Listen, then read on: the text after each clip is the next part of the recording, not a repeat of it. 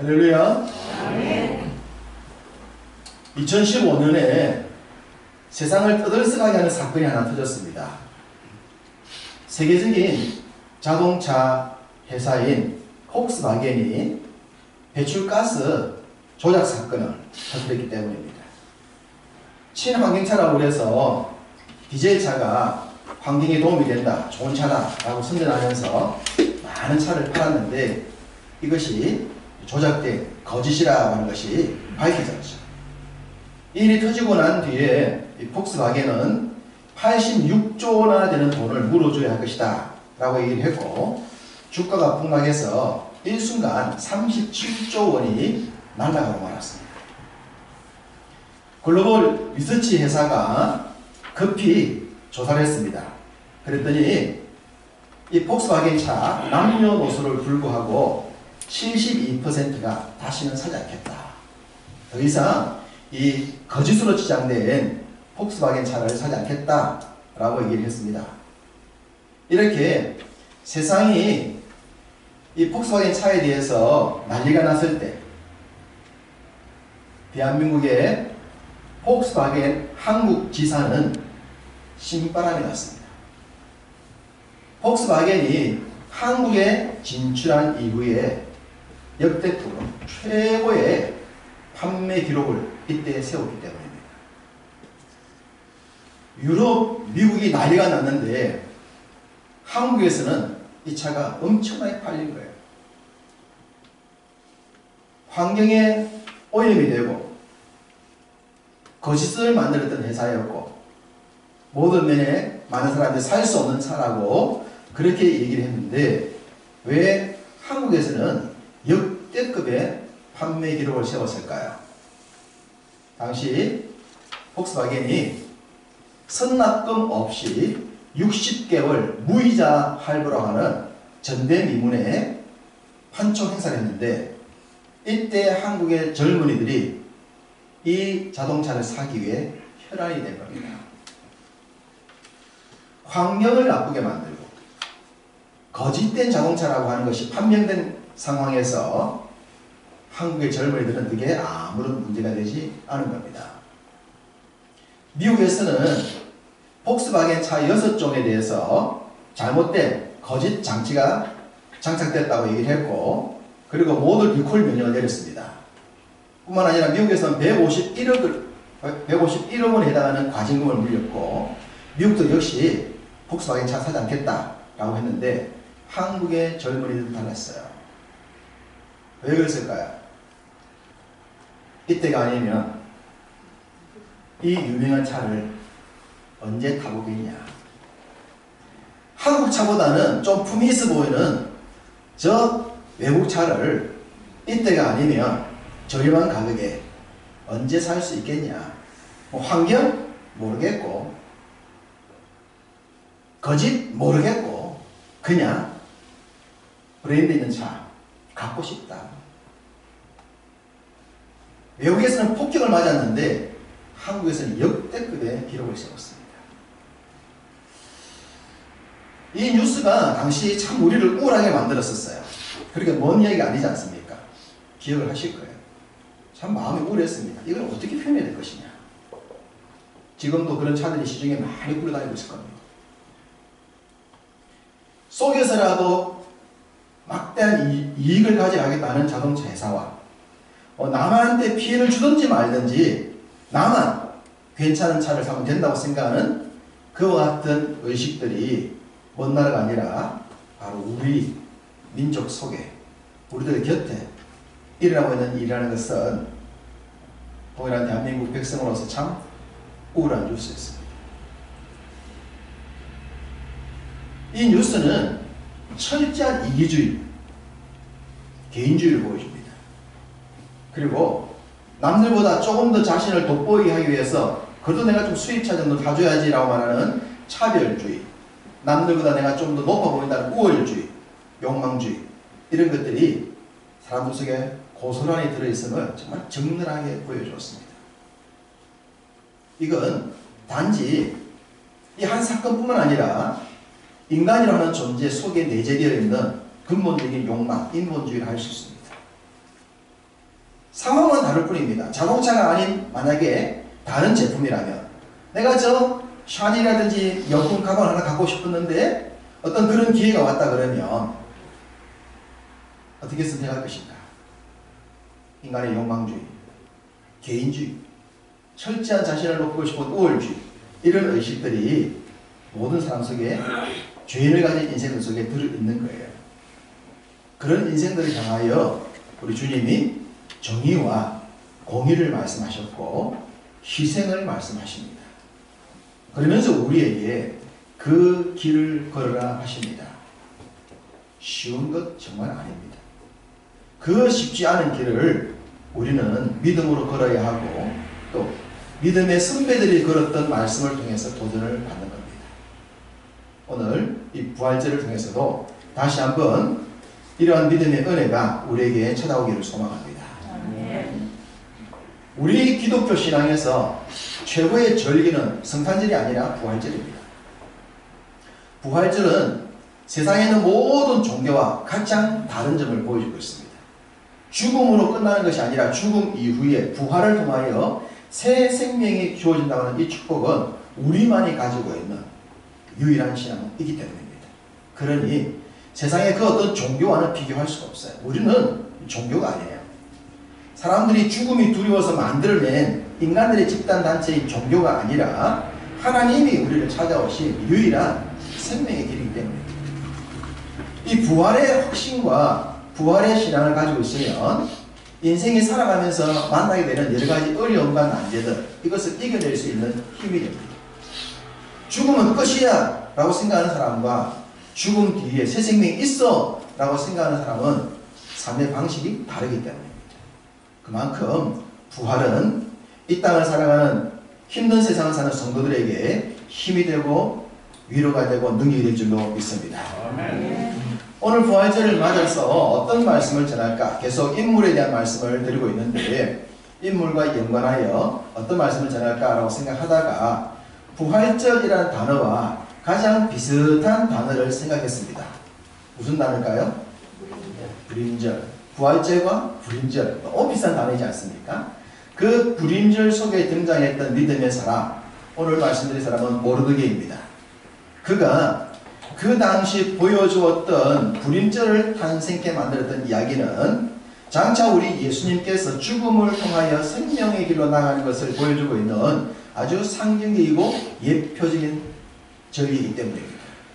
모르드게가 보여줬던 그 상황과 이겨냈던 결과는 우리 주님이 죽음을 이기고 부활하신 그에 대한 말씀을 보여주는 길을 미리 보여준다라고 보시면 되겠습니다. 모르드게가 등장했던 시대적 배경으로 본다면 페르시아가 새로운 제국을 만들었을 때입니다.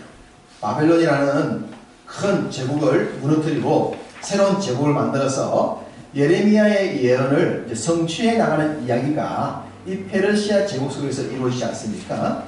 1차 포로기한, 포로는데 538년도에 BC 538년도에 1차 포로기한이 스룹바벨에 의해서 이루어집니다.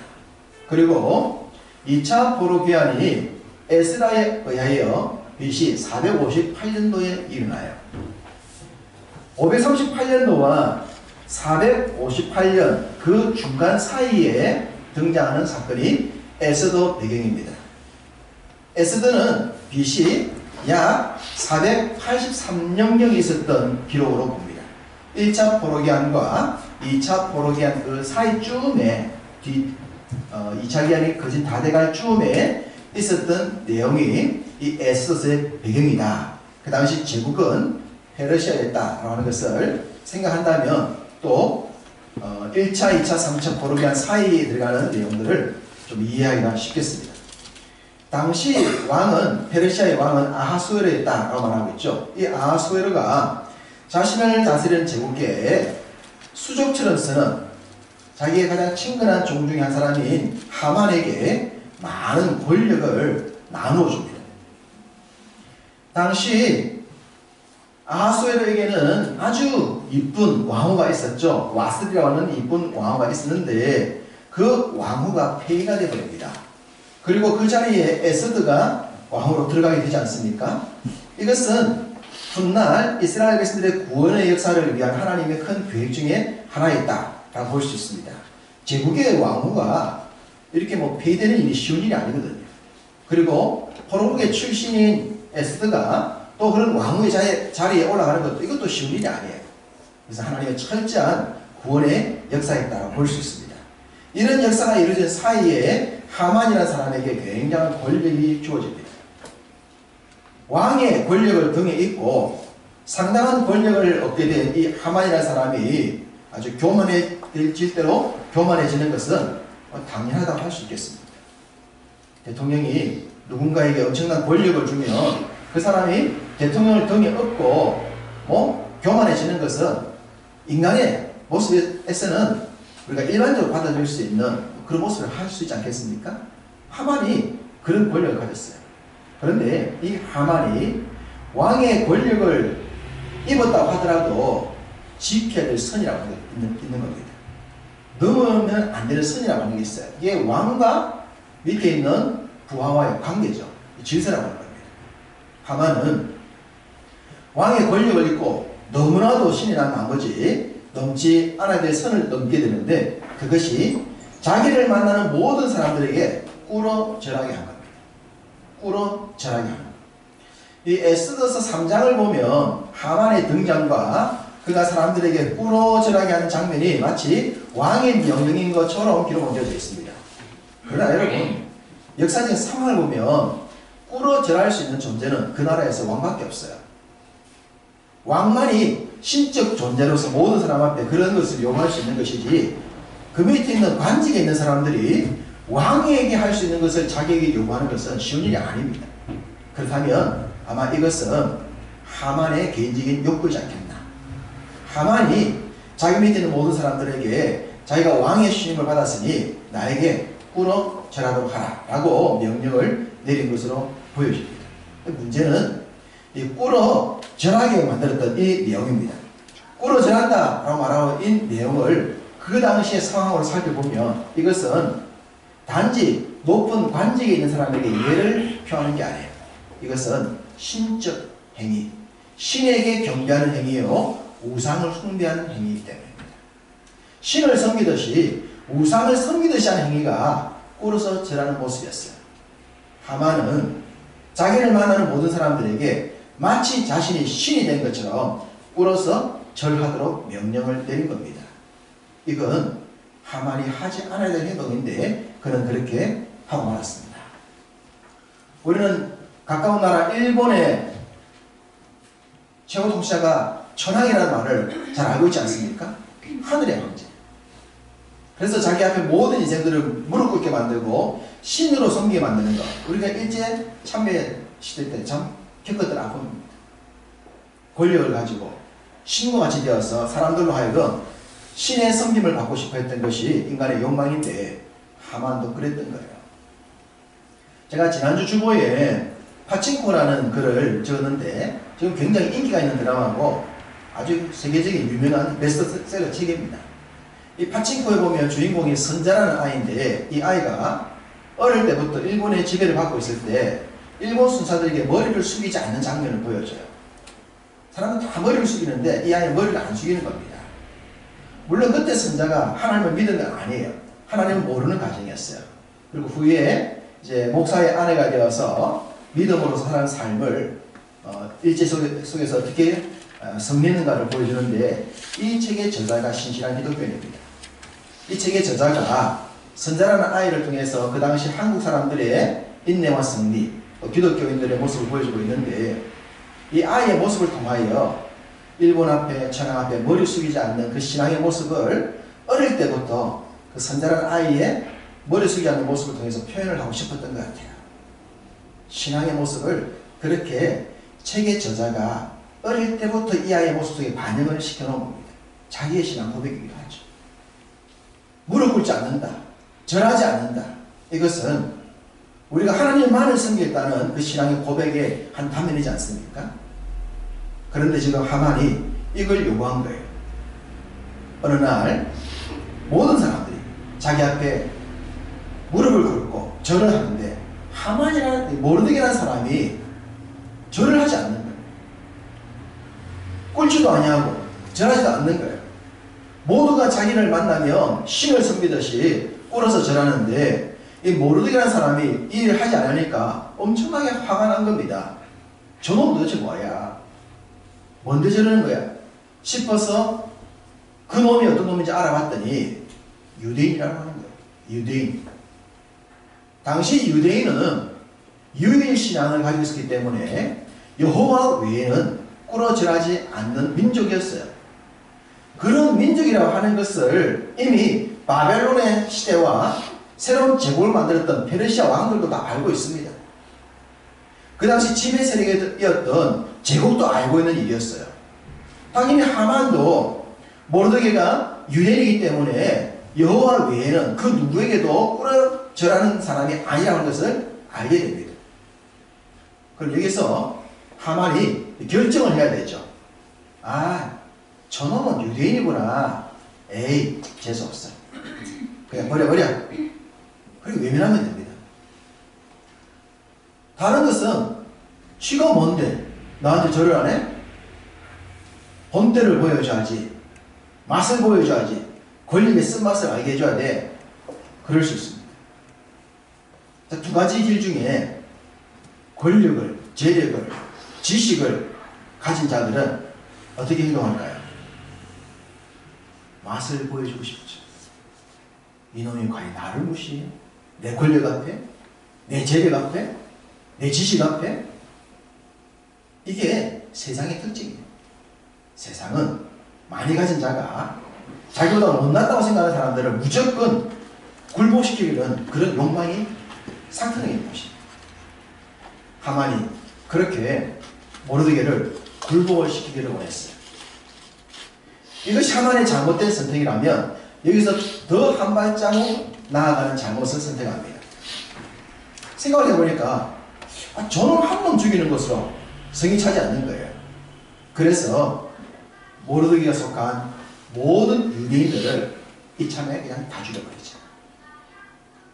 모든 유대인들을 다 죽여버리겠다는 계획을 세우게 되는데 이 일은 하나님을 향한 선전포고에 해당했습니다.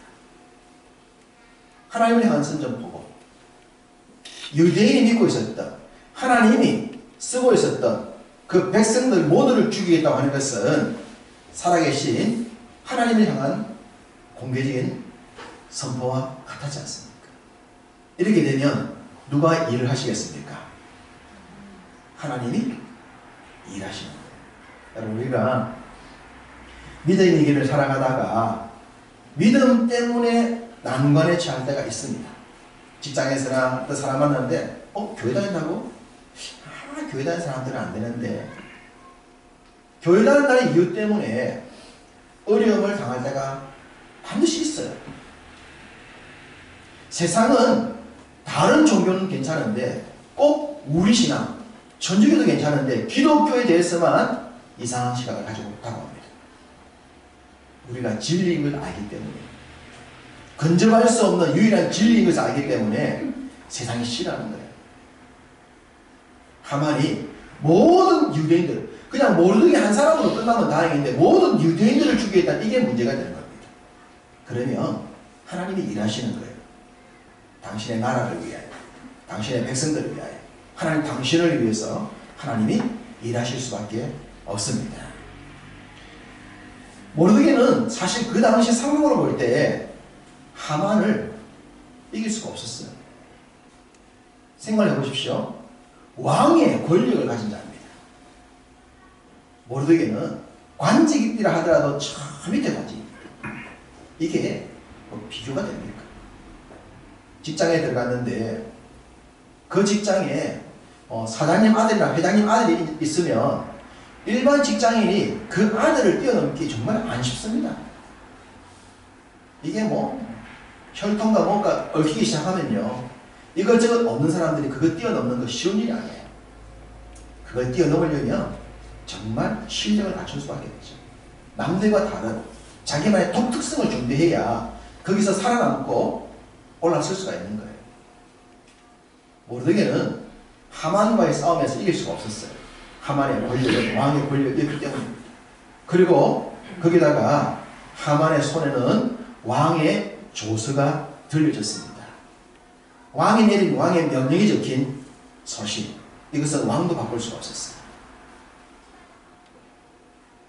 모든 유대인들을 죽일 수 있는 왕의 조서와 왕의 권력을 등에 입고 있었던 하만과의 싸움에서 모르드게가 이길 수 있는 가능성은 없습니다.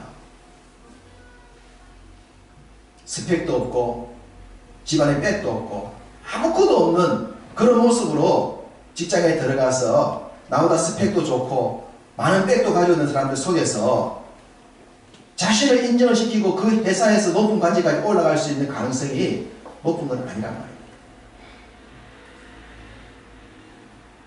믿지 않는 형이라서 참 아쉽지만 제 큰형은 말단 회사 직원으로 들어가서 그것도 집안이 원체 가난하기 때문에 형편없는 학교 스펙을 가지고 있었지만 노력을 통해서 선박회사의 사장으로 졸업을 했습니다.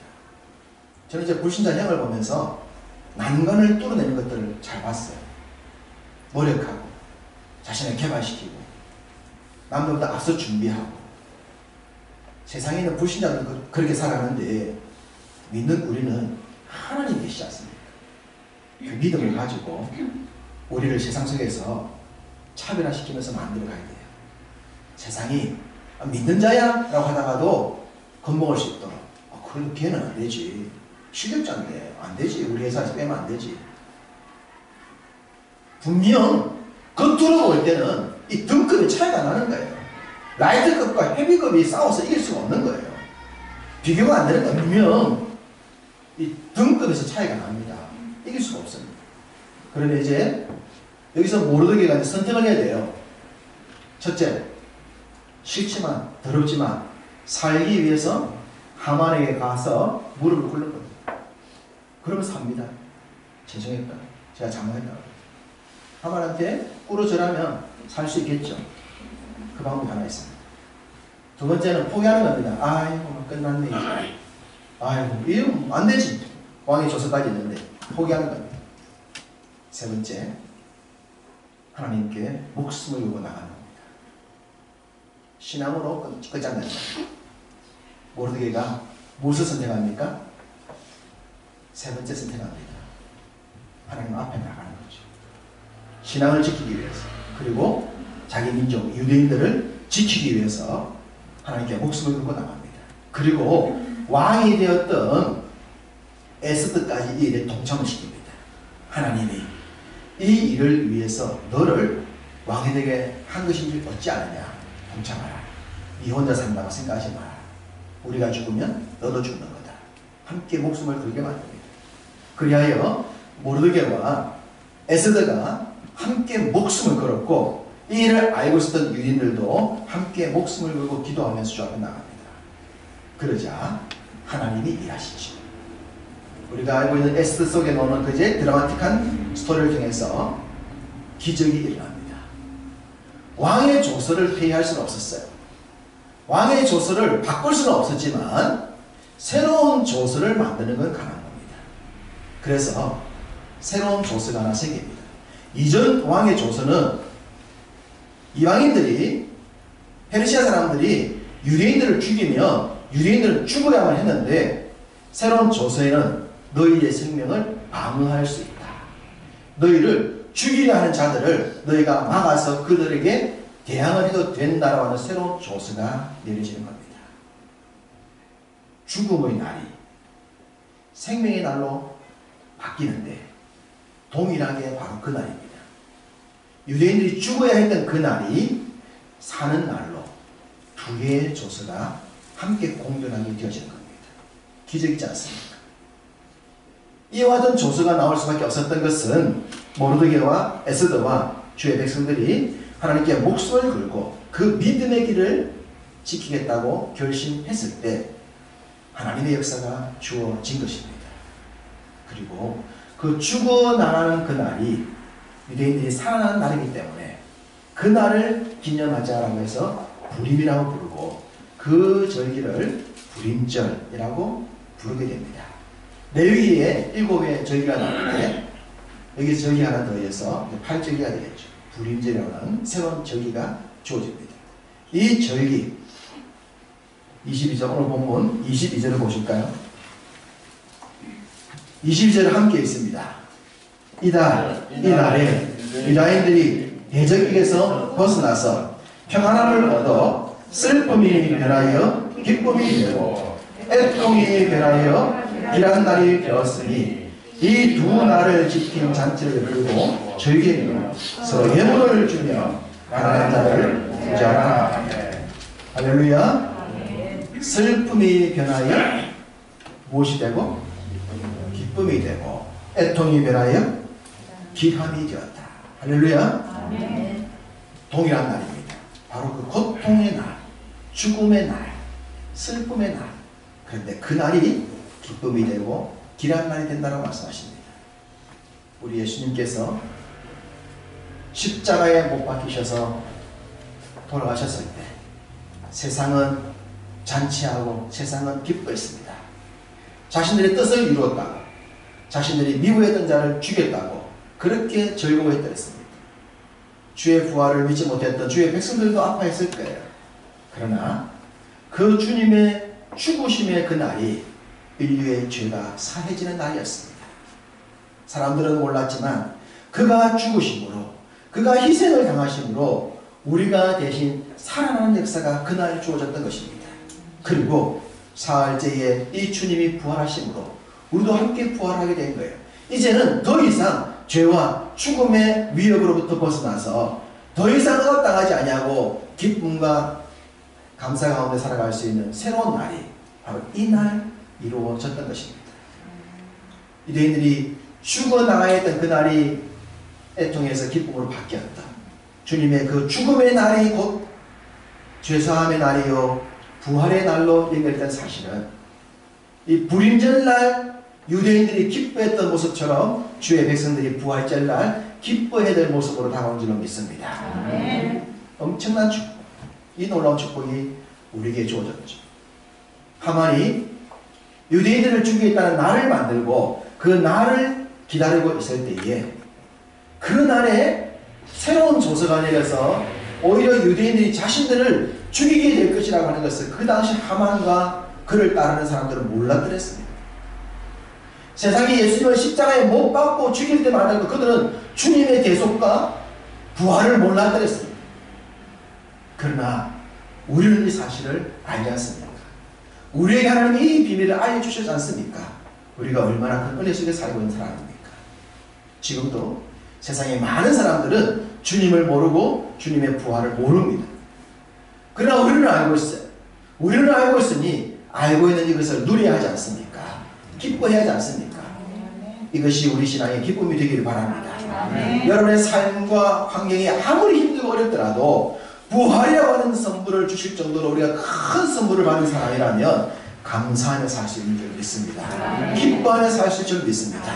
그리고 이 감사와 기쁨을 모르는 사람들에게 나누어주는 것, 알려주는 것, 전해주는 것, 그것이 있는 자의 여유가 될 줄 믿습니다.